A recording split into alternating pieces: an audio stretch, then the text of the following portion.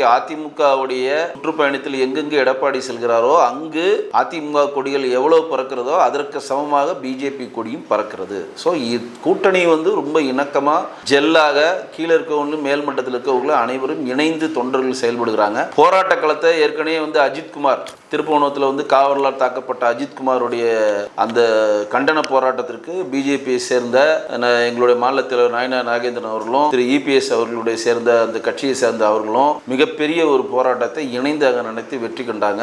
வரும் காலங்களில் அதிகமான போராட்டங்களில் பிஜேபி அதிமுக இணைந்து செயல்படுவாங்கன்றதுக்கான செயல் திட்டம் போயிட்டு இருக்கு. பொதுக்கூட்டங்கள் மதுரையிலும் மற்ற மாவட்டங்களிலும் பெரிய பெரிய பொதுக்கூட்டங்களை தேசிய ஜனநாயக கூட்டணி சார்பாக எல்லா தலைவர்களும் சேர்ந்து செய்து டெல்லியில் இருக்கக்கூடிய பெரும் தலைவர்கள் எல்லாம் கொண்டு வந்து, குறிப்பாக மத்திய உள்துறை அமைச்சர் அமித்ஷா அவர்களையும் முதலமைச்சர் பாரத பிரதமர் நரேந்திர மோடி அவர்களையும் கொண்டு வந்து எழுச்சியமான ஒரு பொதுக்கூட்டத்தை கொண்டு வரணும் அப்படின்ற நிகழ்வுகளும் போயிட்டு இருக்கு.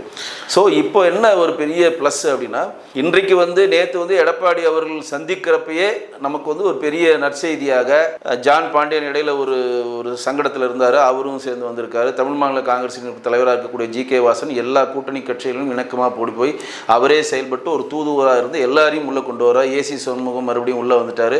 பாரிவேந்தருடைய மகன் ரவி பச்சமுத்து கூட நாங்கள் கூட்டணி நாங்கள் தேர்தல் அப்போ தான் சொல்லுன்னு அவரும் நேற்று வந்துட்டார்.